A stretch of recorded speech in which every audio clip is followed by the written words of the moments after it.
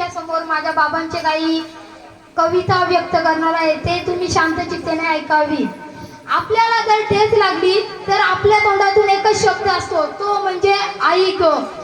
आणि जर आपल्या समोर जर काही मोठं होणार असेल तर आपल्या तोंडातून शब्द असणार, तो म्हणजे बाबा, बापरे असा असतो.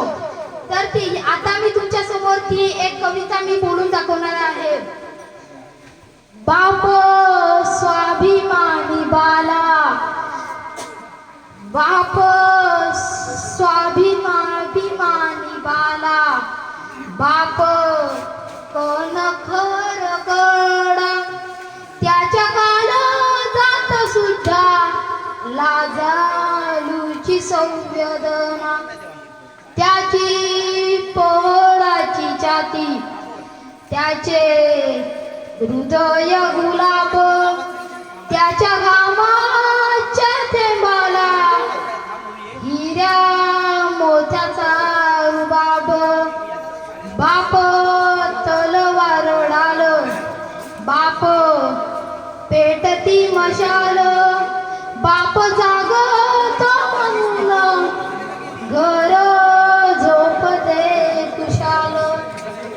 बाप घराचा तो पाया आणि कलस त्यावर, जेव्हा खचतो ना पाया तेव्हा कोसळते घर.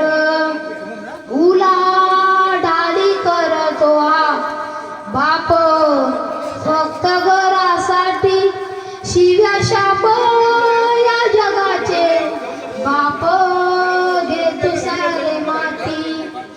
घर बायकोनी मुले यांना जगवण्यासाठी बाप होतो वेड पिसा एका एका क्षणासाठी.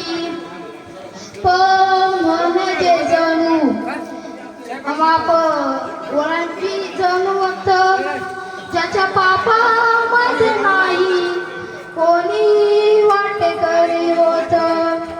बाप म्हणजे जसा की ज्यांच्या कोल्यात जमत, अशा बापात गाळा आज सणार का. बाप आपल्याला रडताना कधी दिसत नाही, पण त्याचे ते अश्रू सर्व साठवून ठेवतो आणि ते अश्रू एका क्षणासाठी साठवून ठेवतो. आणि तो क्षण म्हणजे साठवतो अश्रू पायी त्या क्षणाची, जन्मभराचे रडतो लेक जाताना सासरी. धन्यवाद. माझी कविता मी इथे संपवतो. धन्यवाद बाळा, खूप छान बोलला. तुला अजून वेळ हवी होती, अजून काही बोलू शकतो.